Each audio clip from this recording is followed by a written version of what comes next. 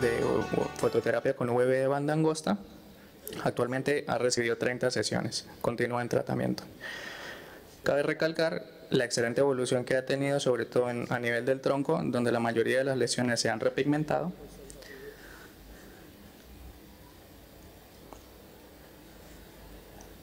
Persistiendo algunas además en miembros superiores que han disminuido en su tamaño.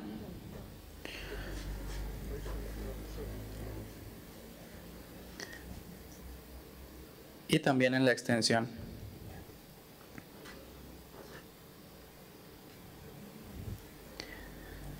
A nivel de miembros inferiores, también podemos observar la repigmentación de las mismas con disminución en la extensión.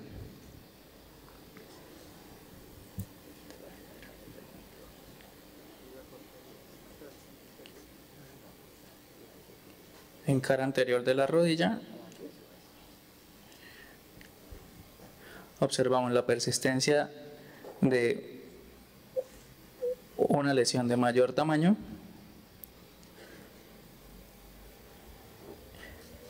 que también ha disminuido en su extensión y ha mejorado algo su pigmentación.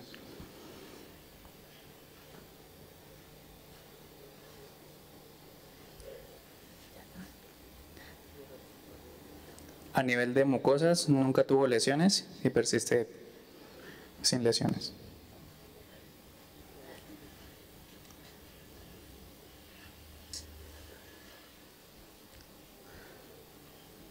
A nivel del dorso, su dermatosis disminuyó significativamente en extensión y tuvo una repigmentación favorable.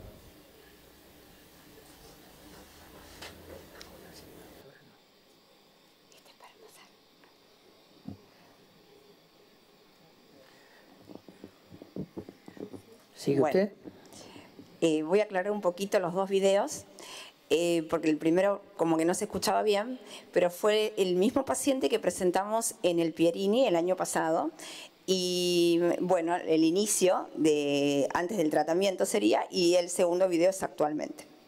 Bueno, entonces le voy a contar rápidamente los antecedentes de este paciente. ¿Dónde disparo?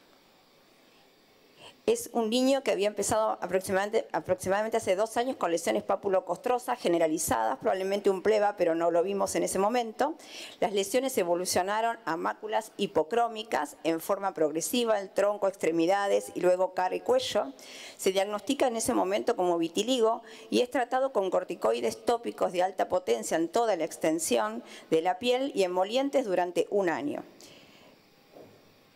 Yo había puesto las fotos de inicio porque pensé que el video no estaba, pero en el video se ve claramente las lesiones que tenía cuando lo vimos en esa oportunidad. Los diagnósticos diferenciales que pensamos, bueno, según la evolución que tenía, bueno, fue micosis fungoide y sí tenemos que tener en cuenta todas las hipopigmentadas que se presentan en la infancia. Hicimos una biopsia entonces donde vemos una epidermis con una leve acantosis y un infiltrado inflamatorio. Y acá vemos los linfocitos en la capa basal agrupados con el halo blanco y el epidermotropismo. Lo mismo los linfocitos como en cuenta de rosarios alineados. El CD3 fue positivo mostrando los linfocitos en epidermis y el CD8 positivo mostrando la alineación de linfocitos. Por lo tanto, con la clínica y la biopsia llegamos al diagnóstico de micosis fungoide, variedad hipopigmentada, estadio 1B. Se le pidieron estudios complementarios, laboratorio, función hepática, renal, LDH, placa de tórax, abdomen y pelvis, inmunotipificación de sangre periférica que fueron normales. Y según la edad del paciente y la extensión, decidimos hacer tratamiento con fototerapia, con UVB de banda estrecha, con una mejoría en la sesión número 15 y en la sesión número 30 prácticamente como lo vimos en el video, y cumplió 40 sesiones, actualmente está en mantenimiento. Revisando la bibliografía, el primer caso descrito de niños de micosis fungoide data de 1984. Hay varios artículos con un N bastante amplio, pero siempre incluyendo adultos y niños. Y encontré este buen artículo del Hospital Garrahan, de la doctora Cervini y colaboradores, en una revista española, en donde muestran 14 pacientes pediátricos tratados con VB. Sí, un minutito para terminar. En esto se ven 14 pacientes, entonces, con un predominio femenino, aunque la bibliografía da predominio masculino, y la edad media de diagnóstico fue 11 años. Nuestro paciente tiene 10 años. El tiempo de evolución fue de 3 años a 6 meses. La clínica hipopigmentada de micosis fungoide es la mayoría de los pacientes pediátricos. El 42% tiene una forma clásica y el 50% un inmunofenotipo CD8 positivo. Y el tratamiento de fototerapia fue el de elección. Listo, ya. Sí, no le iba a decir que esto en todo caso lo pasábamos a la discusión.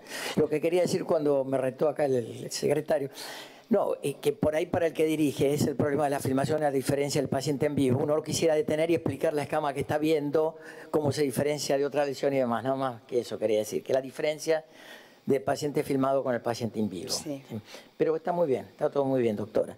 Ahora sí, pasamos a la discusión de esta micosis fungoide hipopigmentada. Doctora Beldaño, acá adelante, señorita. Ahora me pueden dar luz en la sala. Bueno, está muy extendida esta micosis fungoide y si bien le hicieron VB, no repigmentaron todas las lesiones, que es el criterio para entender que la enfermedad entró en remisión. Yo creo que hay que agregarle algo más. Le sugiero a los autores que agreguen interferón. Y el otro detalle que me gustaría resaltar es que en general esta es una variante de buen pronóstico y si el paciente no presenta ningún ganglio, no hay anormalidades del laboratorio que lo justifiquen, hacer una tomografía no es necesario. Con una placa de tórax y eventualmente una ecografía de los grupos linfáticos para descartar que existan adenopatías es suficiente. Doctora Larralde y doctor Cabrera. Doctora Larralde, adelante. Bueno, no, el comentario un poco es quizá parecido, son ambos casos de micosis fungoide. Primero que las formas hipocrómicas uno las ve en pediatría, tenemos experiencia. Algunos de nuestros pacientes, no sé si 3 o 4, comenzaron con pitiriasis liquenoide y eso es un poquito lo que yo quería referir, que es una pitiriasis liquenoide de inicio o es una micosis fungoide desde inicio o es un espectro de lo mismo. Y tengo pacientes, bueno, de seguimiento hace bastante tiempo, es un poco lo que dice la doctora, mejoran, pero vuelven a hacer lesiones. Sí. Tengo una paciente ahora que tendrá unos 30 años, claro, que empezó con una pitiriasis liquenoide, la vi desde muy pequeñita, hace su micosis fungoide, le hacemos VB, mejora, vuelve, recae y en este momento incluso las lesiones ya están un poco más infiltradas. Así que estamos pensando en hacerle tratamiento sistémico. De manera que creo que hay que hacer el seguimiento. Si bien las formas de micosis fungoide en la literatura lo que está descrito es que mejoran mucho más que lo que pasa en los adultos. Doctor Cabrera. Bueno, el caso nuevamente es un caso interesante. Nosotros hemos tenido algunos casos, lo hemos tratado con VA1. Ahora, ¿cuál es el asunto? ¿Es la pigmentación lo que nos significa una mejoría? No. Nosotros podemos pigmentar y podemos tener muy bien la epidermis y tener un epicentro de problemas abajo. ¿Es el problema del reclutamiento linfocitario epidérmico lo que nosotros nos va a dar el que exista enfermedad? Tampoco. El reclutamiento epidérmico y estos linfocitos atípicos han sido vistos incluso en reacciones medicamentosas, ejemplo, un fármaco tan común como la fluoxetina. Por lo tanto, no es un hallmark de micosis fungoide. La simetría perfecta que tiene este paciente a mí me ha confundido mucho. Y voy a decirlo bien claro, hemos tenido una epidemia de diagnóstico de micosis fungoide hipomelanóticas en pediatría, que al final ha resultado de excelente pronóstico porque es una entidad que todavía no conocemos su evolución ulterior.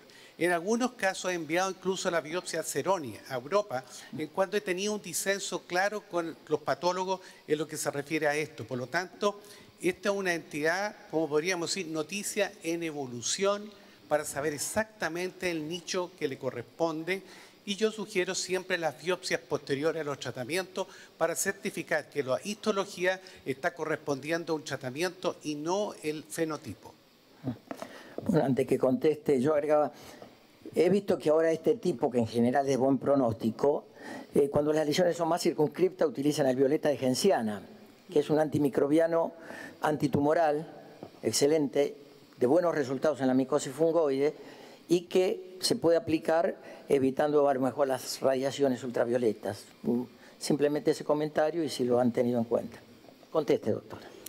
Bien, vamos a las conclusiones. Interesante lo que me comentaron. El paciente está ahora haciendo una sesión por semana y bueno, vamos a ver la evolución, así que bueno, está en controles. Bueno, como conclusión, es una enfermedad, como dijimos, poco frecuente en pediatría. Es importante evaluar los diagnósticos diferenciales. Para nosotros como pediatras, todas las otras enfermedades con hipopigmentación, generalmente hay demora en el diagnóstico porque no se sospecha la enfermedad. Bueno, la biopsia generalmente nos da el diagnóstico y el tratamiento de elección, en este caso fue VB, y en general tiene un buen pronóstico, pero como dijeron, sí tiene una alta tasa de recidivas, por eso hay que seguirlos en el tiempo. Muchas gracias. Muchas gracias, Hospital Italiano. Doctor Loriente. A continuación nos trae su caso el Hospital de Clínicas José de San Martín, jefe profesor Miguel Alevato. Adelante, doctora Jimena Estrada. Virginia González. Cambiaron. Perdón, Jimena va a estar en el video y la doctora Virginia González en el auditorio.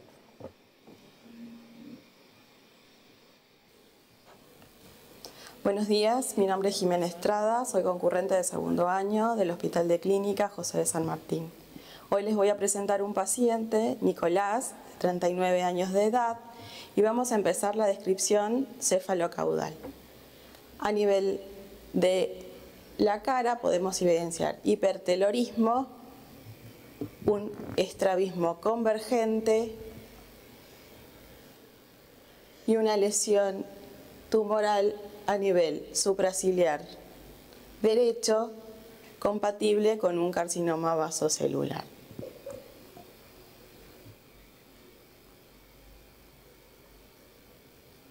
A medida que vamos descendiendo a nivel del tórax podemos evidenciar el pectum excavatum leve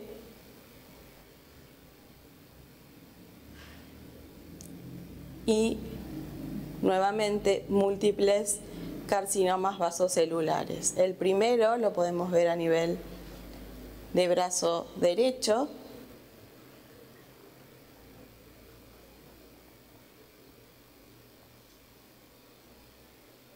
Vamos descendiendo un poquito más.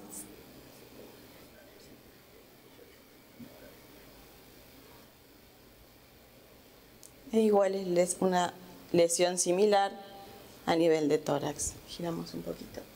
Ahí. Y cicatrices. Giramos un poquito para ver. Primero, perdón, vamos a ver las palmas de las manos.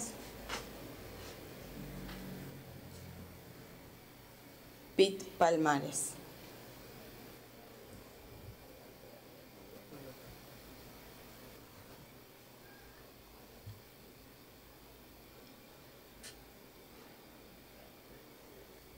Giramos a nivel posterior, nivel de dorso, lesiones similares,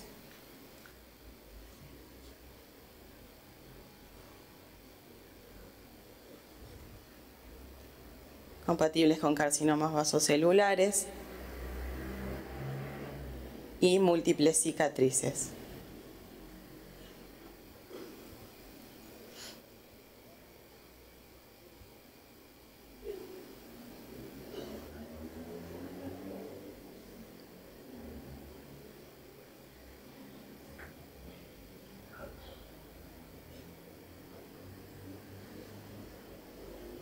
Muchas gracias.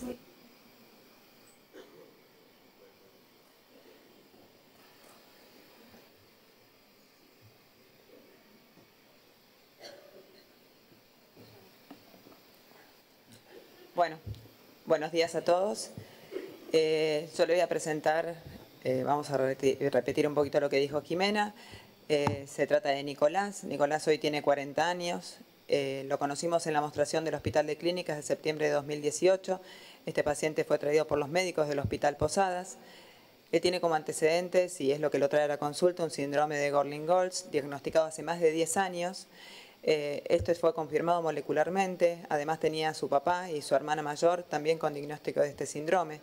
Otros datos clínicos son que tenía cranioestenosis, quistes maxilares y carcinomas vasocelulares múltiples que fueron tratados oportunamente con criocirugía, imiquimod y traconazol, y también había recibido extirpación quirúrgica. Acá podemos ver un poco más de lo que mostró Jimena, pero lo que les quería mostrar acá en las lesiones son estas lesiones que ahora el paciente no tiene. Y si vemos acá en la mejilla derecha, tenía múltiples lesiones, ¿sí?, compatibles con carcinomas vasocelulares, algunas de ellas.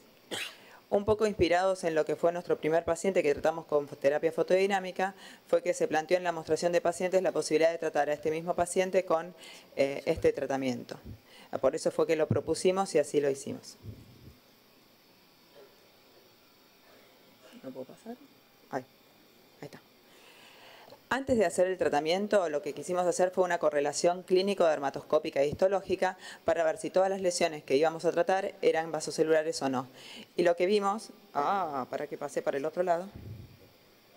Ahí.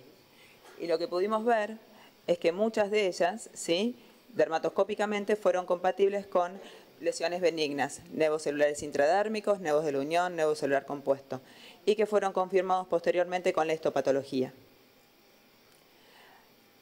De las 9 lesiones que tratamos, otras 4 fueron compatibles con carcinomas vasocelulares en la forma dermatoscópica y fueron confirmados posteriormente con la histopatología en carcinomas vasocelulares superficiales y nodulares. Al paciente empezamos el tratamiento entonces de terapia fotodinámica. En primer lugar se le hizo un shape de las lesiones, como podemos ver acá. Sí, el shape nos permitió dos cosas. En primer lugar, disminuir la masa tumoral, y en segundo lugar, nos permitió el estudio histopatológico que recién les mostré.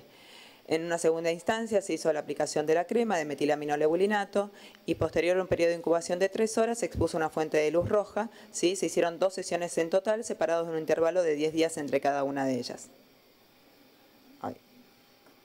Acá podemos ver al paciente, esta foto se la tomó él a las 48 horas. Acá podemos ver a los 15 días de haber realizado el tratamiento, a los 45 días y acá a los 75 días. Lo que vimos hoy en el video es después de 5 o 6 meses de haber realizado el tratamiento. Acá vemos un antes y un después de las lesiones, ¿sí?, donde podemos observar bien estas dos acá y estas otras 7 que estaban distribuidas en la mejilla derecha. ¿Qué podemos decir de esto? En primer lugar, lo que quisimos hacer fue, por un lado, correlacionar la clínica con la dermatoscopía. ¿Para qué? Para poder diferenciar un primer grupo de pacientes, cuáles eran las lesiones benignas y cuáles eran las malignas. Esto nos permite que con una herramienta que es como la dermatoscopía, que no es invasiva y es de gran utilidad. Posteriormente hicimos el afeitado, y esto ¿para qué nos sirvió? También para disminuir la masa tumoral y además para tener después el estudio histopatológico que nos permitió confirmar lo que sospechábamos con la dermatoscopia. Y además correlacionar la dermatoscopía con la histopatología para ver si en caso de que recidivara la lesión, si estábamos frente a una lesión benigna o una lesión maligna, porque si era un nevo ya no me preocupaba, como el que estaba en el surco de la nariz, en el surco nasogeniano. En cambio, si era un vaso celular, tal vez tendríamos que pensar en algún otro tratamiento. Por último, si bien la cirugía sigue siendo el tratamiento de primera elección cuando uno elige para vaso celular, tener en cuenta la alternativa de la terapia fotodinámica, ya que es muy válida, es no invasiva, tiene altas tasas de eficacia y en ciertos pacientes, como en este caso, que son múltiples los tumores que tenía, es el tratamiento a veces de primera elección. Tener en cuenta que en estos pacientes no es necesario solamente una aplicación, a veces hay que hacerle varias aplicaciones para hacer un mantenimiento y también un tratamiento preventivo de la zona, que es un terreno propicio a desarrollar vasos celulares. Y por último, tener en cuenta, por ejemplo, en este paciente no hay muchas cosas publicadas, pero en este caso, que por ejemplo 5 de las 9 lesiones eran compatibles con nevos, hasta ahora no hubo recidiva de las lesiones, hay que esperar a ver qué pasa, pero también se podría tener en cuenta para este tipo de lesiones benignas como una posibilidad de tratamiento. Muchas gracias. Bueno, esperen los aplausos, después le aplaudimos. Primero vamos a discutirlo. Queda abierta la discusión de este paciente, la doctora Mercedes Hassan y la doctora Ana Kaminsky.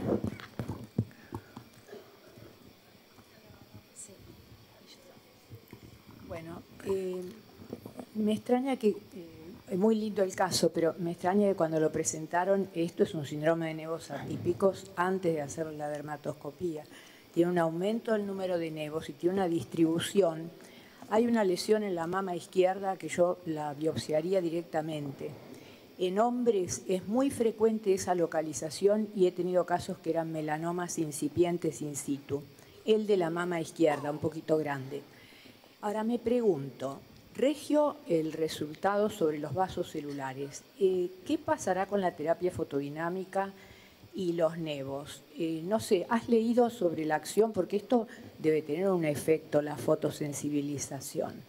Pero desde ya que el resultado terapéutico muy bueno, felicitaciones, pero clínicamente es un síndrome de nevos atípicos, no sé si hay antecedentes en la familia y bueno, y hacerle la biopsia a esa lesión de la mama izquierda que se veía en la presentación.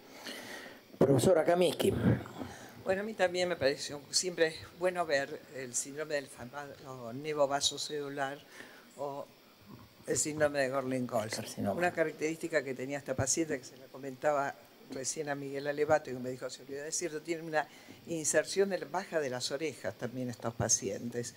Y otra cosa, coincido con lo que dijo la doctora Mercedes Hassan, es una buena oportunidad hacer la terapia fotolumínica desde el punto de vista estético, digamos, qué hacemos con el resto de los tumores que existen en el cuerpo, y también me preguntó cuánto va a ser la recidiva, cuántas veces se puede hacer este tipo de terapia, y además hay que considerar los costos, porque es una terapia, un tratamiento muy caro, la terapia fotolumínica en nuestro medio, pero no cabe la menor duda que es una posibilidad. Y coincido porque yo tengo 2 pacientes de este síndrome de Gorlin-Kols que han hecho melanoma también. Muy bien, la doctora Larralde, la doctora...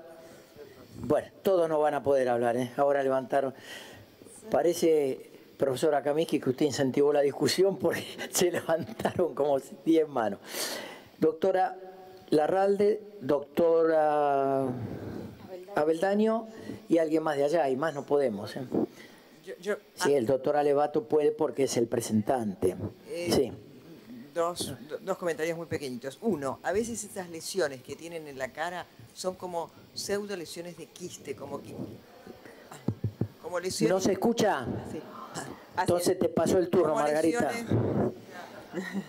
Como lesiones comedogénicas tienen estos pacientes a nivel de la zona de la carita, y tu paciente lo tenía, que esos no son vasos celulares, pero forman parte del síndrome.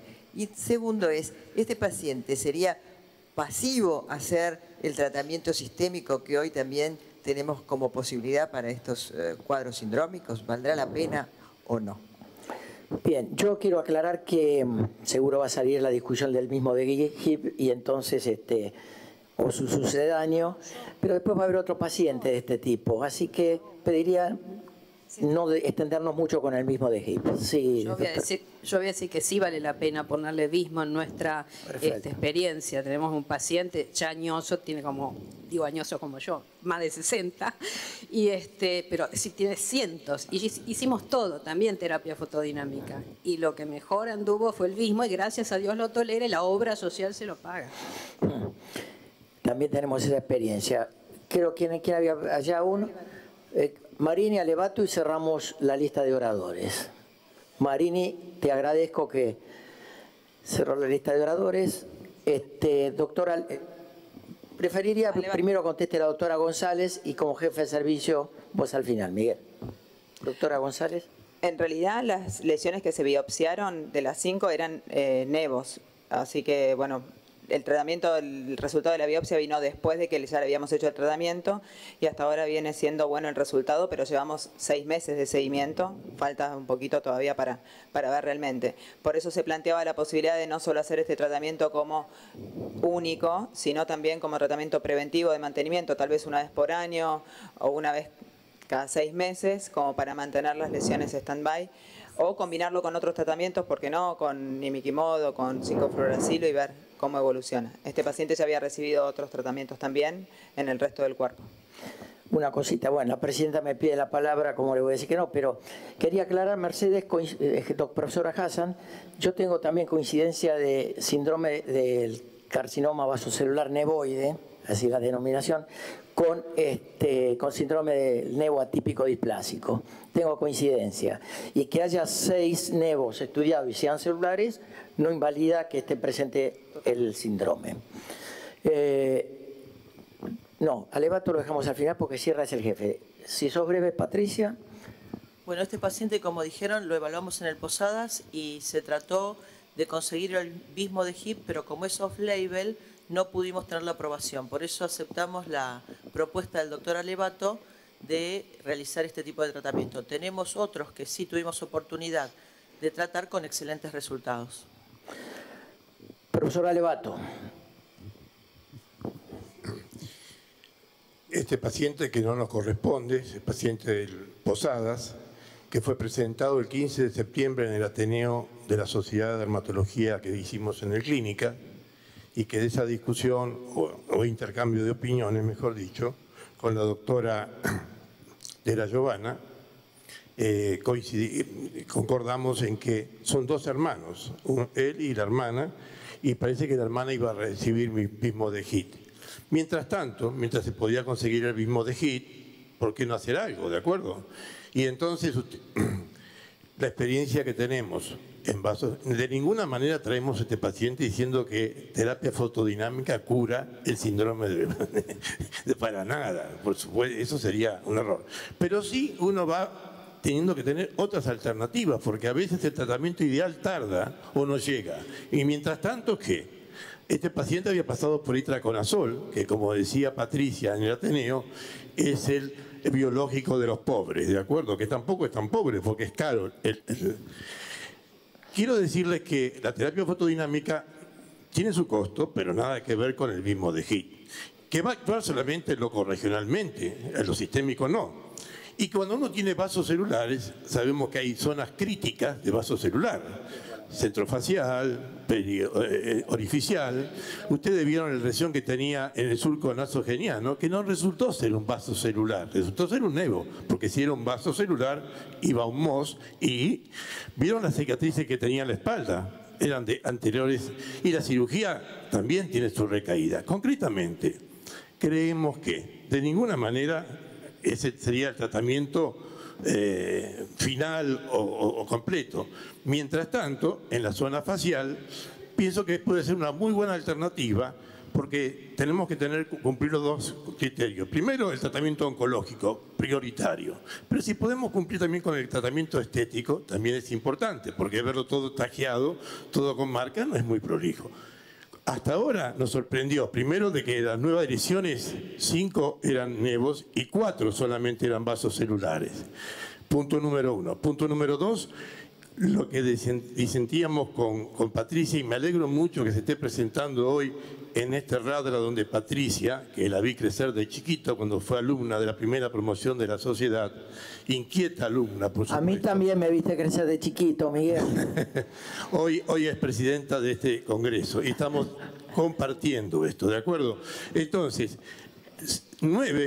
5 eran nevos, y hoy que tenemos la posibilidad de la dermatoscopía, y obviamente siempre de la histopatología, esa correlación, Chinchilla ahí hizo la correlación, coincidió plenamente y dijo, 4 son vasos celulares y 5 no son vasos celulares. Ya te va ayudando eso para cuando uno ve una nueva lesión.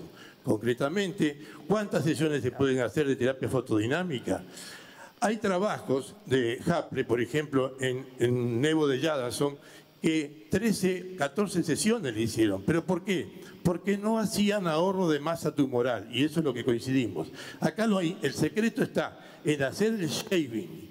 El shaving te sirve para que le puedas hacer una histopatología y confirmar si es un vaso o no, porque si no vamos a caer en esas terapéuticas que si uno no tiene la pieza quirúrgica, le queda la duda si era un vaso o era un nevo, ¿de acuerdo? Entonces, hacer el shaving para nosotros es clave, y eso fue lo que aprendimos con el otro paciente, que entonces uno dice, bueno, pero le recidivaron.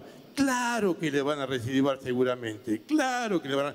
Pero para eso tenemos que hacer entonces un seguimiento clínico y eventualmente repetir sesiones de terapia fotodinámica. ¿Por qué no? Esto no es que le hace uno, lo limpió, como hablaban de la micosis fungoide hipopimentada. Lo pimentamos, lo curamos, lo pimentamos y quizás lo mejoramos. Por lo tanto, creo que vale la pena, es una inquietud, a mí me dejó mucha enseñanza, espero que a ustedes pueda servir también como orientación. De ninguna manera decimos que esto es el tratamiento ideal. Es ideal mientras llegue otro mejor. Muy bien, le agradecemos al Hospital de Clínicas esta presentación y los despedimos como siempre. Invitamos al Hospital Muñiz, jefa de servicio, la doctora Liliana Olivares, y al doctor Fernando Sebastiani.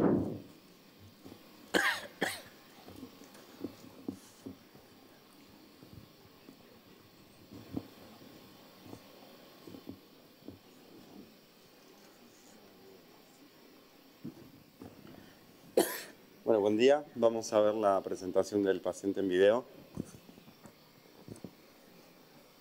Sí, adelante. Buenos días, soy el doctor Fernando Sebastiani, residente de tercer año del Hospital Muñiz. El día de hoy vamos a presentar un paciente de 75 años. Como podemos ver al examen físico, la dermatosis es generalizada, compromete principalmente tronco y extremidades, tanto en áreas fotoexpuestas como no fotoexpuestas. Vamos a pasar ahora a la región posterior.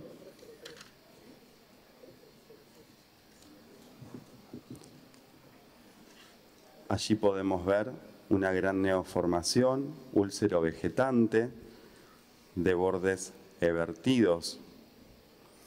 La piel que la rodea es de coloración eritemato-violácea, se encuentra infiltrada en la palpación, principalmente en el polo inferior, desde donde emergen pequeñas proyecciones lineales que impresionan seguir trayectos linfangíticos.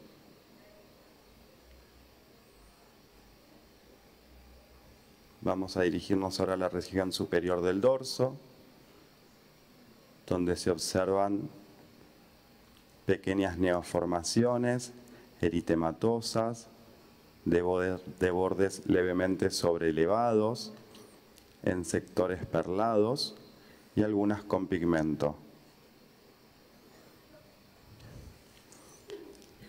Estas lesiones se repiten al lineal posterior de ambos brazos. Aquí algunas son más eritematoescamosas, de aspecto bowenoide. Y adyacente a ella presenta otra lesión de similares características erosionada en su superficie.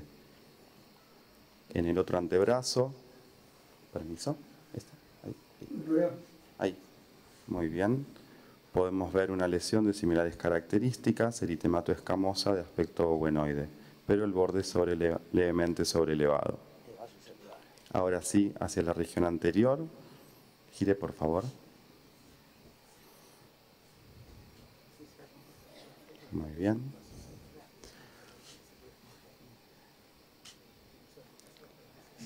Llama la atención en polo cefálico la casi indemnidad, así como también el respeto de los pabellones auriculares. Si nos dirigimos al cuello y la B de escote, podemos ver que estas neoformaciones se repiten. Algunas de ellas son eritematoescamosas, de bordes levemente sobrelevados, y algunos de ellos también perlados. Y en este sector podemos observar que algunas de ellas también son pigmentadas. Estas mismas neoformaciones se pueden evidenciar en la cara anterior de los antebrazos. Y si nos dirigimos hacia la palma, principalmente en la eminencia hipotenar izquierda, podemos ver y palpar pequeños elementos que evocan una queratodermia puntata, por ejemplo aquí.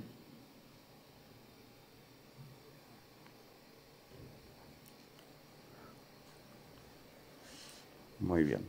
Vamos a tomar asiento, por favor, ahora para visualizar las piernas. Bien, podemos ver que en las piernas estos elementos se repiten, aquí principalmente. Y por último vamos a ver las plantas. Parece, por favor. Muy bien.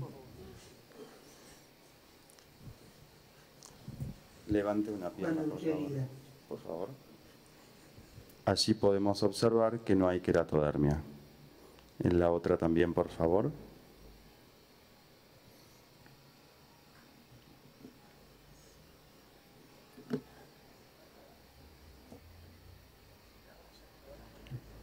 Muy bien. Bien. Muy bien.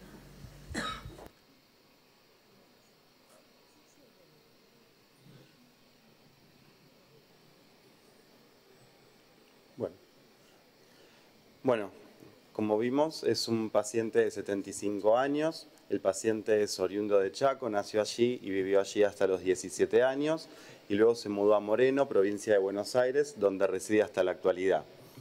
Al interrogatorio dirigido refiere el consumo de agua de pozo en ambas provincias. Como antecedentes de relevancia, el paciente presentó en el año 2012 un CBC lobulado en dorso que fue diagnosticado en el Hospital Posadas, pero el paciente discontinuó seguimiento. 4 años después regresa por progresión de la dermatosis al mismo hospital. Con diagnóstico de CBC cordonado y resecable, deciden iniciar neoadjuvancia con Vismodegib. Se encontraba en plan quirúrgico, pero el paciente discontinúa nuevamente seguimiento. Es en enero de este año cuando acude a la guardia externa de nuestro hospital por miasis de las heridas, por lo cual el paciente fue internado y tratado. Posteriormente a eso decidimos estudiar la causa de la tumoración ulcerada. Como vimos, estamos en un paciente que presentaba múltiples lesiones que evocaban epiteliomas, tanto en áreas fotoexpuestas y no fotoexpuestas, asociado a consumo de agua de pozo en áreas con alto contenido de arsénico, por lo que nos planteamos el diagnóstico de hidroarsenicismo crónico regional endémico. Pero por otro lado también surgió el interrogante de si esa tumoración ulcerada del dorso se debía a una recidiva de su CBC debido a un tratamiento incompleto o estábamos en presencia de un carcinoma espinocelular debido a las características clínicas tan evocadoras. Como estudios complementarios realizamos un laboratorio de rutina que fue inespecífico, una eritrosedimentación elevada, una anemia de los trastornos crónicos y serologías negativas. Contrariamente a lo esperado, el dosaje de arsénico en pelo fue negativo. Si bien el valor que hallamos no alcanza como criterio diagnóstico propuesto por la OMS para diagnóstico de acre, sí nos evidencia que el paciente estuvo en algún momento expuesto a altas concentraciones de arsénico. Realizamos 3 biopsias de diferentes sitios de la tumoración ulcerada del dorso y en todas ellas se puede evidenciar una proliferación de células neoplásicas de estirpe escamosa que se disponen infiltrando la dermis en forma de nidos y cordones. A mayor aumento se pueden ver los nidos de células neoplásicas. Las tinciones para inmunohistoquímica fueron positivas para citoqueratina 6 y P63. Todos estos hallazgos son compatibles con un carcinoma espinocelular ulcerado, poco diferenciado e infiltrante. Además, realizamos biopsias de lesiones con diferentes características semiológicas y en todas ellas lo que hallamos fue carcinoma espinocelular in situ. Si revisamos los criterios diagnósticos para acre propuestos por la OMS, el paciente cumple con 3 de ellos, por lo tanto estaríamos en presencia de un caso probable de acre y que tiene asociado un carcinoma espinocelular ulcerado infiltrante. Es por ello que solicitamos para el screening de neoplasias asociadas y la estadificación del SEC una pantomografía, que lo único que evidenció fue a nivel de tórax, discretas bronquiectasias, y a nivel de partes blandas, la úlcera, si bien era profunda, no comprometía el hueso subyacente. El resto de la tomografía fue normal, con ausencia de adenomegalias. La ecografía renovesical no presentó particularidades y la citología urinaria fue negativa. Está en plan de realizarse una colonoscopia y una veda para el screening de otras neoplasias. Realizamos la interconsulta con el Servicio de Oncología del Hospital Pena, quienes, a fin de definir la conducta terapéutica, solicitaron un PET corporal total y una resonancia magnética del cerebro que aún se encuentra pendiente. Entonces, estamos frente a un paciente que presenta un carcinoma espinocelular ulcerado, infiltrante, en la misma localización donde previamente presentó un CBC, en contexto de un caso probable de acre y que recibió como tratamiento Vismodegib, por lo que nos planteamos si este fármaco podría estar implicado en el desarrollo del carcinoma espinocelular. Un minutito, doctor. Basta, entonces. No, una cosita antes de la discusión. Usted dijo que en algún momento estuvo en una zona de arsénico. Sí. Por el Chaco, que estuvo. Tanto en Chaco y la provincia de Buenos Aires, en Moreno, hay un estudio del ITBA que hacen estudios de muestras de agua que envía la gente que vive en la zona, y en ese informe del ITBA, en la zona que él vivía, que era la zona de Francisco Álvarez, tiene de entre 20 y 60 partes por billón de arsénico en el agua. Sí, le quería aclarar eso porque en el Hospital Posadas con la doctora María Luisa Gómez hicimos un estudio de los arsenicismos regionales de ahí, un estudio que está publicado en la revista canadiense, y es zona de arsénico, contaminación de napas, y mucho de ello debido a las fábricas que hay ahí en la zona que contaminan realmente el agua, que trabajan con arsénico. Así que salió del Chaco, que es endémico, y vino a nuestra zona, que también es endémico. O sea, que sigue en contacto con el arsénico. Comentarios o discusiones, pido un poquito de luz en la sala. Profesor Marini. Sí, el comentario quiero hacer que es un acre, el cual es apto para todo tipo de tumores, carcinomas vasocelulares y espinocelulares con los Bowen. Lo que sí, el comentario final, la última que presentó el doctor, hay descriptos que por el Vismodegib existe mayor desarrollo de carcinoma espinocelulares que los que no reciben Vismodegib. No se sabe muy bien cómo viene eso, porque generalmente uno da Vismodegib o Sonidegib o el que quieran, lo dan para carcinomas vasocelulares avanzado, metastásico, y quien tiene muchos carcinomas vasocelulares normalmente tiene gran opción de tener también carcinoma espinocelular. Entonces, pero que está descrito como que el Vismodegib predispone al desarrollo de carcinoma espinocelulares. Y hoy hay nuevos biológicos que son inmunomoduladores, quiere decir anti-PD1, que fueron aprobados específicos para el carcinoma espinocelular. Gracias, doctor Marini. Perdón, doctora Kaminsky. Gracias, Marini. Yo no me voy a referir al Vismodegib. Bueno, no me voy a referir a lo que habló el doctor Marini, sino a algo muy interesante que dijo el doctor Cabrera. No todo es todo hidroarsenicismo, sino que hay el arsénico, no el agua que viene también por contaminación de fauna. Un poquito más fuerte, profesora. Bueno, a ver si digo ahora. Voy a agregar algo a lo que dijo el doctor Cabrera con respecto al arsenicismo. En hombres de esa edad hay que preguntar si no han tomado, por ejemplo, licor de Fowler. El licor de Fowler tiene arsénico y puede, nosotros hemos visto, los que tenemos más edad, hemos visto arsenicismo ocasionado por licor de Fowler, dado especialmente para el líquen, para la psoriasis, y créase o no, existían bebidas que eran estimulantes para el crecimiento que contenían licor de Fowler. O sea que en esa edad hay que hacer también, si no le dieron algo para engordar o algo para crecer, porque nosotros tenemos registrado de ese tipo. Bueno, como el tiempo nos apremia, la última opinión para el doctor Rodríguez y después cierra usted, doctor. Sí, bueno, para ser breve, sumado a lo que se dijo, sin duda que esto es un acre, sin duda que hay acre por licor de Fowler, aunque ya a esta altura del partido hace tantos años que es difícil, pero es verdad que se veían anteriormente. Pero la mayoría de los acre que vemos acá, y esto es lo que me interesa alertar, con el servicio de toxicología del Hospital Fernández tuvimos oportunidad de seguir muchos acre.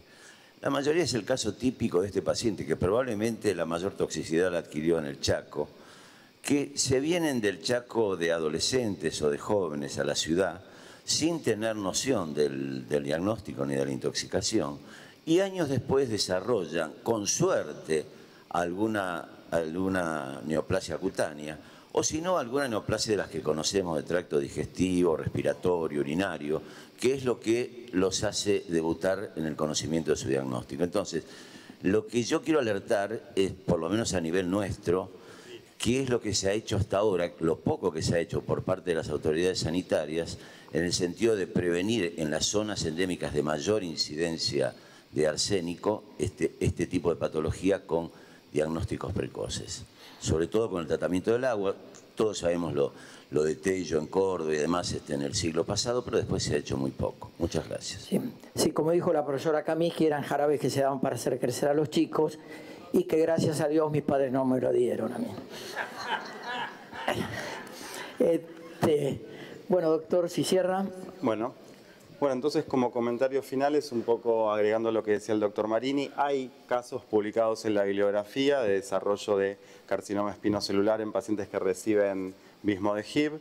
Por ejemplo, en este artículo los autores citan 3 casos. Uno de ellos presentó progresión de la tumoración que tenía intratratamiento, otro falta de respuesta en un área específica del tumor y el tercero una falta de respuesta total. Todos eran CBC como primer diagnóstico, pero al rebiopsiarlos el diagnóstico fue de carcinoma espinocelular. Todo esto ha generado interés en estudiar la relación entre el Vismodegib y la predisposición al desarrollo de carcinoma espinocelular o a la transformación desde un CBC. Si bien hay múltiples estudios publicados, todavía los resultados son contradictorios. Como conclusiones, hay que tener en cuenta que en un contexto clínico adecuado, un dosaje de arsénico por debajo del valor de corte propuesto por la OMS no descarta el diagnóstico de acre y sí lo que nos obliga es a hacer un mayor estudio epidemiológico. Por otro lado, con respecto a los datos contradictorios con respecto al Vismodegib y el desarrollo de carcinoma espinocelular, ante la falta de respuesta, una respuesta parcial o una recidiva, debemos siempre pensar que puede ser un indicio de transformación o desarrollo de un carcinoma espinocelular y profundizar el screening. Muchas gracias. Muy bien, muchas gracias, Hospital Muñiz. Nos quedan 2 casos, doctor Loriente. El siguiente caso es del Hospital Alemán de Buenos Aires, jefa de servicio, profesora Margarita Larralde. Nos lo presenta la doctora Anabel Panizardi.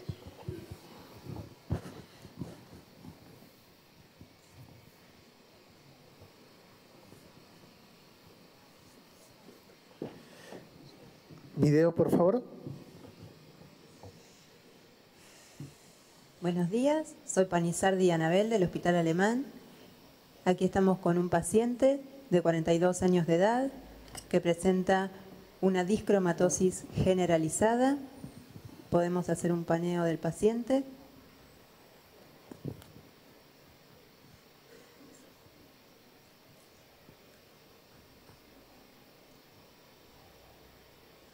A nivel cefálico podemos observar una dólico-macrocefalia, la presencia de pliegues palpebrales hacia abajo, máculas hiperpigmentadas que se distribuyen en la cara, la presencia de pigmento en el labio,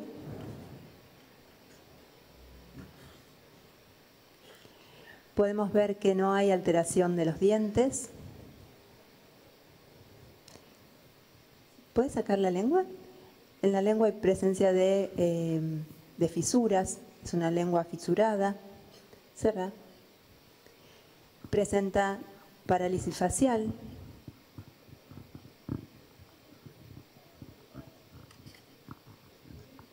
A nivel de tronco se observan máculas hipo e hiperpigmentadas de distintos diámetros y tonos de pigmento que se van agminando, dando una especie de, comprometiendo absolutamente todo el tegumento. A más aumento podemos observar las lesiones.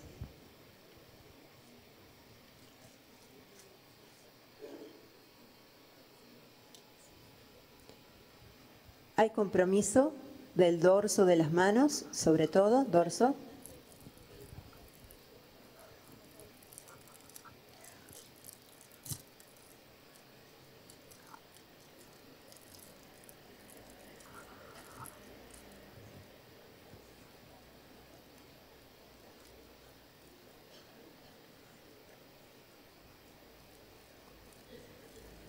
También podemos observar las palmas, en donde no hay presencia de queratodermia y hay algunas poquitas máculas hipercromáticas, pero claramente mucho menos que en el dorso de las manos.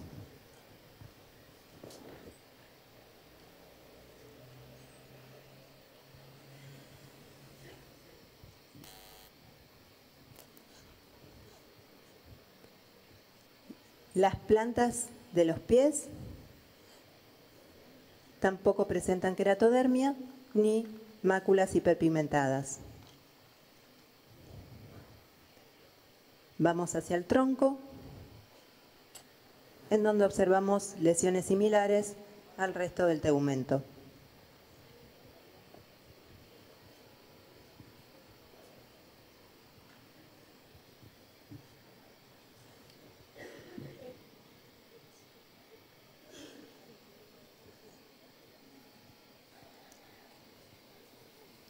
Bueno.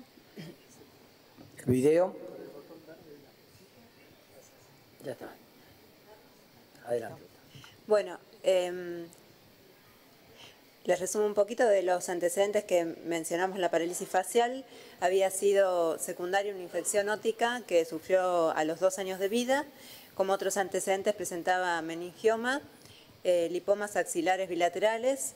La lengua fisurada, como dato adicional, era hereditaria, también la mamá la presentaba. Tenía quistes benignos testicular, que había sido tratado en forma quirúrgica, y nos consultó por una dermatosis que había iniciado en la infancia. No recordaba bien el momento del inicio, pero desde bien chiquito, y se fue acrecentando en los últimos 5 años. Además de lo mencionado en el video, quería mencionar la presencia del hipertelorismo. La presencia de lesiones también comprometía la región genital. Y podemos observar aquí la melanoniquia longitudinal en una de las uñas. La dermatosis mostraba un patrón de herencia autosómico dominante. Además del paciente, estaba comprometida su mamá, un hermano, la tía y primos de parte materna. Aquí vemos fotos de los familiares, de la mamá que tiene y el hermano, que tienen lesiones predominantemente en el tronco, no mostraban afectación de la cara, y el número de lesiones, me llama la atención, es mucho más en los hijos que en la mamá. Se le solicitaron estudios complementarios y varias interconsultas. En una resonancia de cerebro se observó el meningioma ya conocido. Se realizó una interconsulta con oftalmología, el paciente relataba escotomas y seroftalmia, pero se descartó patología asociada. En el electro se detectó un bloqueo incompleto de rama izquierda, asintomático y con un ecocardiograma normal. Se detectaron también hernias de disco a nivel cervical y lumbar. Se realizó un laboratorio extenso, sin hallazgos relevantes. La histopatología está agrupada. Primer columna, la piel hipopigmentada, y segunda columna, siempre la piel hiperpigmentada, está de a pares, y se agrupó por técnicas. Entonces, en el primer par, H y E, vemos la presencia de células claras que corresponden a melanocitos y están presentes en la piel hipopigmentada e hiperpigmentada, sin alteración en el número de los mismos. Con la técnica de Paz se observa que hay...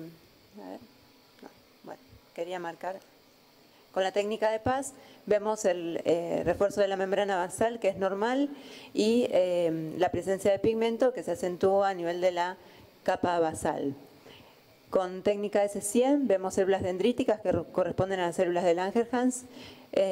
Con Melan A y HMB45 nuevamente el refuerzo de la pigmentación en la membrana basal, en la capa basal.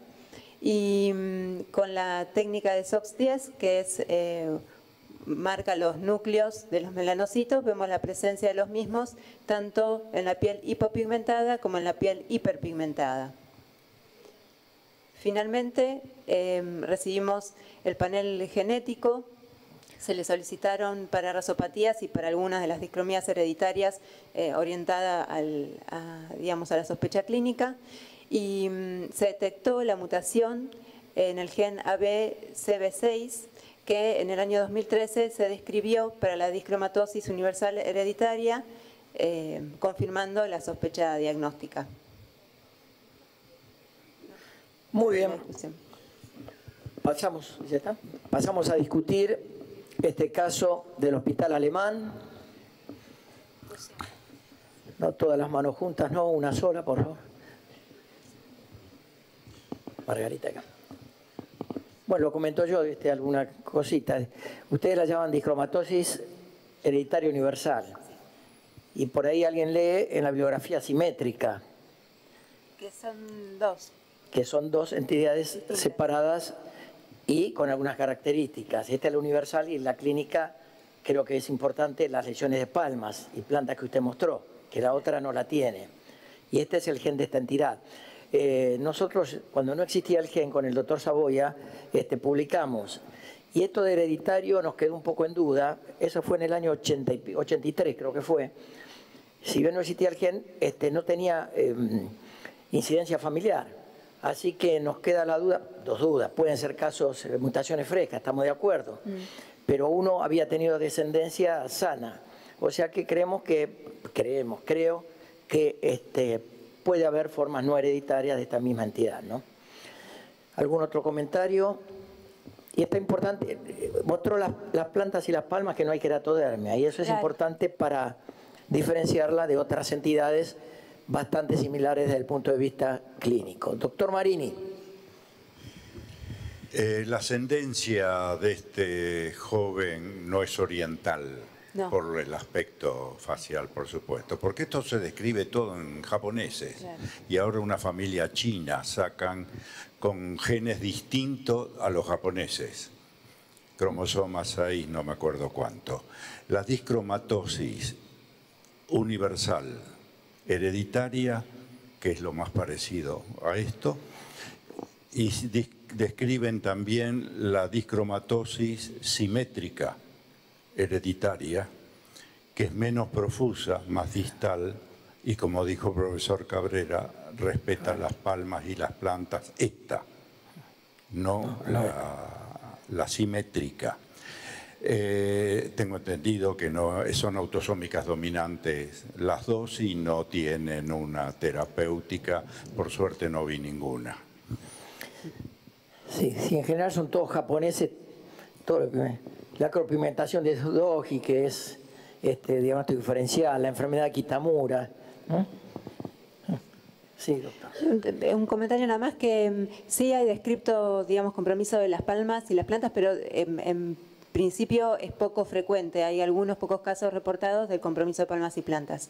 Y no, para cerrar, nada más yo quería hacer mención de que hay muchísimas, es larga la lista de entidades que pueden tener o cursar con una discromatosis similar. Entonces, por eso, como decían recién, la importancia de hacer un desglose y fijarnos bien en la presencia de alteraciones en los dientes, la presencia de queratodermia, bueno, fotosensibilidad, todas las, para poder ir acotando un poquito si uno tiene la posibilidad de pedir un panel genético, también no pedir de todo porque todo es caro.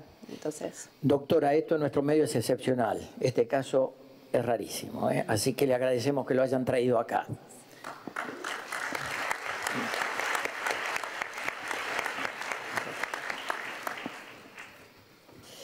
Invitamos al Hospital Nacional Alejandro Posadas, jefa de servicio, la doctora Patricia de la Giovanna, y a la doctora Natalia Mantero.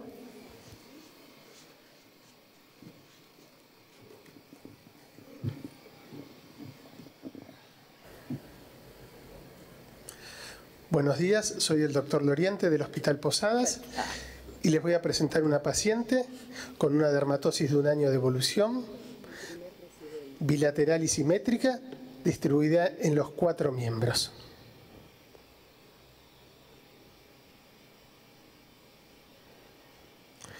Esta dermatosis se caracteriza por la presencia de pápulas eritematoviolaceas.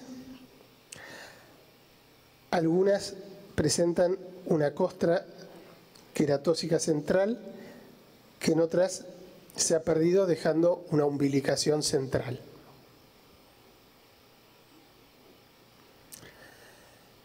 Las pápulas se localizan en los bordes de placas, formando círculos incompletos. Con esta distribución arciforme, siguen un trayecto serpinginoso por todo el miembro.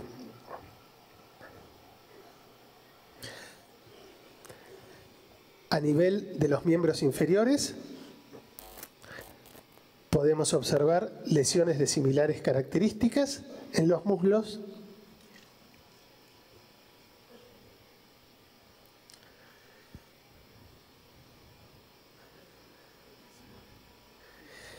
y a nivel pretibial, placas eritematoescamosas que corresponden a lesiones de psoriasis.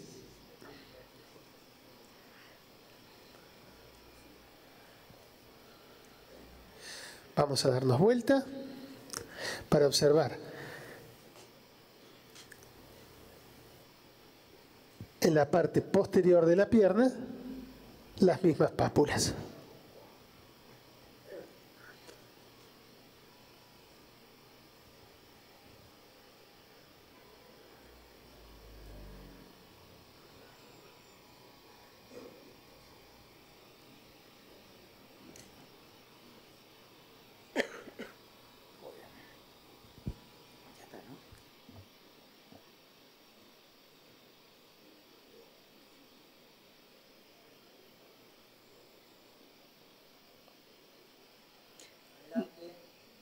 Bueno, muy buenos días a todos. Ante todo, gracias por la invitación. Entonces, continuando con el último caso clínico. Ahí está, le presentamos a Selene, una paciente de 15 años, entonces de sexo femenino.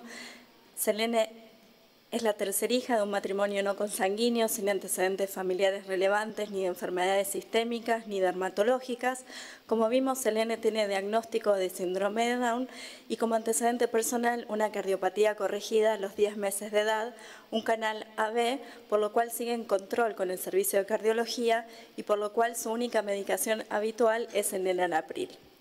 Como antecedentes dermatológicos, presenta una psoriasis en placas de 5 años de evolución, localizada en miembros inferiores y en cuero cabelludo, de manejo tópico y con muy buena evolución. Y como vimos, si bien describió el doctor Loriente, consulta en el mes de diciembre en el servicio del Hospital Posadas por esta dermatosis pruriginosa de 18 meses de evolución. Como diagnósticos presuntivos nos planteamos en primera instancia un granuloma anular, capaz una variedad perforante, una micosis superficial, una sarcoidosis anular, una porokeratosis de Mibelli, una elastosis perforans serpinginosa y una calcinosis cutis.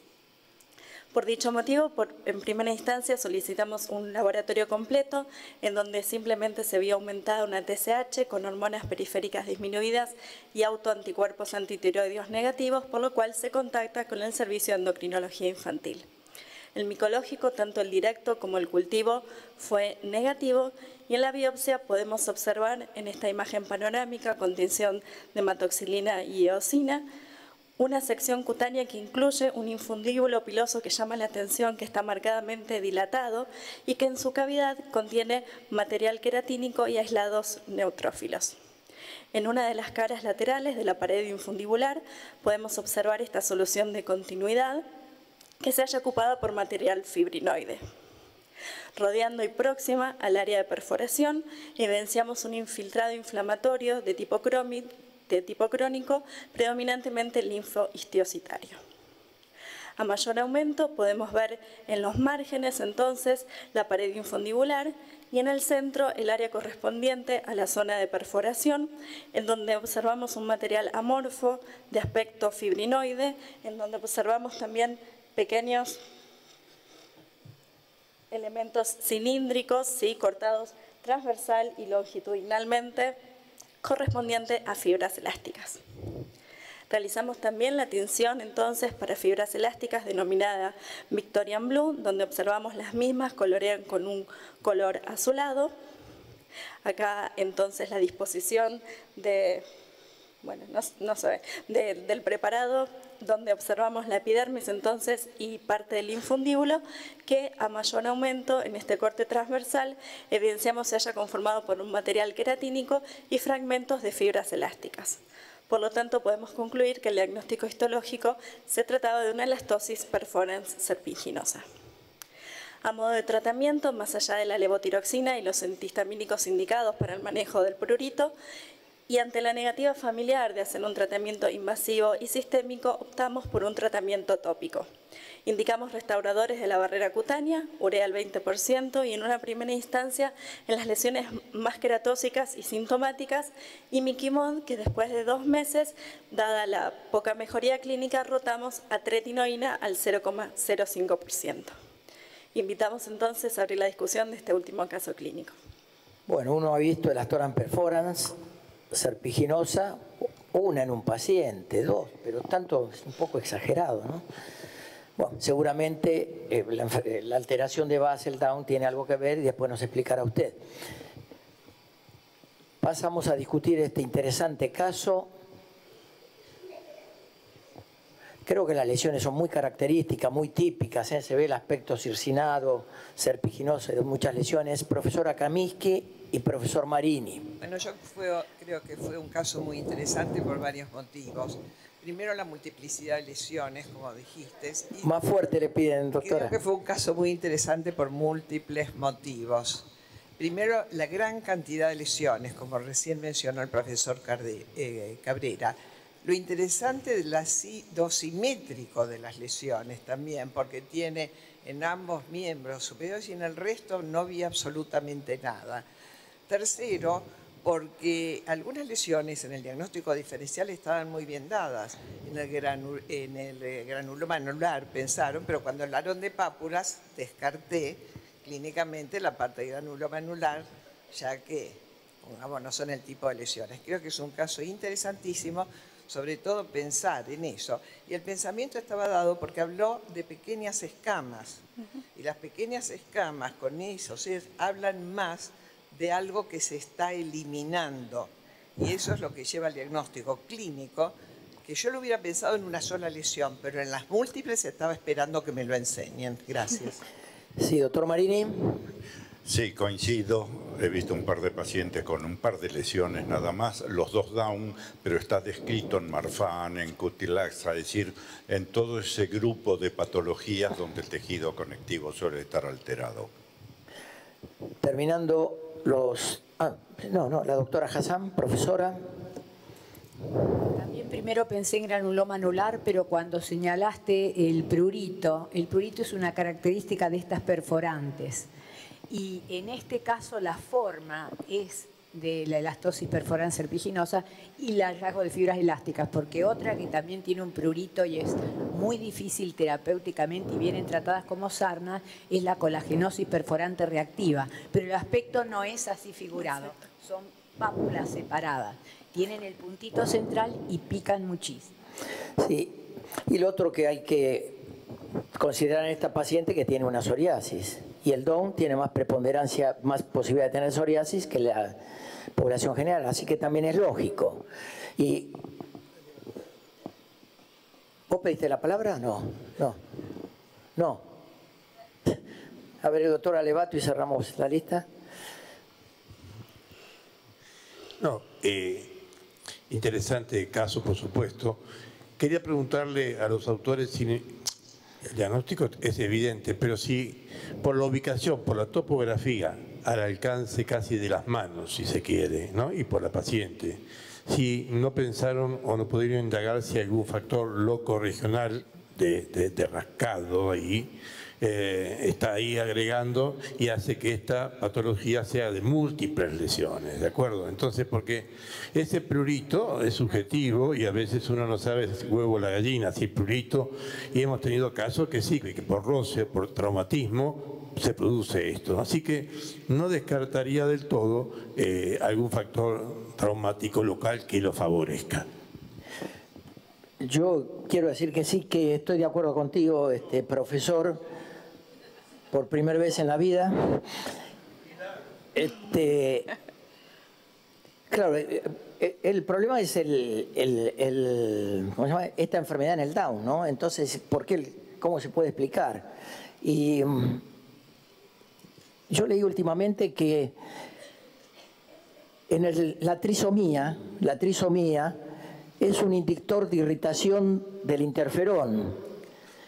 Y entonces hay continuamente una producción de interferón y que crea en estos chicos Down un estado como si fuera una enfermedad autoinflamatoria, pero que requiere un segundo desencadenante. Es decir, está predispuesto y posiblemente en este tipo de personalidad el prurito y el toqueteo haga que se localicen en este sitio las lesiones. Eso me explicaría. Y también he sabido que estos pacientes tienen una afectación especial en general de las fibras elásticas, ¿no? Exacto. Así que sería el tipo 1 de estos cuadros. Doctora, ¿si gusta cerrar? Sí, cómo no. Bueno, para hacer un comentario a los aportes, en realidad sí están descritos lesiones mucho más extensas en estos pacientes. La verdad es que en la bibliografía hemos buscado y nunca encontramos tan extensas como nuestro paciente. Como decía el doctor Cabrera, el interferón aumentado en estos pacientes puede ser una de las causas, lo mismo que también se reporta para la mayor incidencia de psoriasis, como tenía nuestra paciente, y creemos que el prurito, asociado capaz o empeorado también por el hipotiroidismo de la paciente, pudo haber desencadenado un empeoramiento y un agravamiento de las lesiones, ya que, como vimos, algunas lesiones no estaban dispuestas en forma serpinginosa, sino siguiendo trayectos lineales secundarios a un fenómeno de Kepner. Así que esto simplemente para mostrarles la evolución con 5 meses de la paciente, desde la que conocimos. Si bien las lesiones están ligeramente un poco más atenuadas, es importante recalcar que lo que mejoró fue la sintomatología, ya que Selene no tiene más prurito.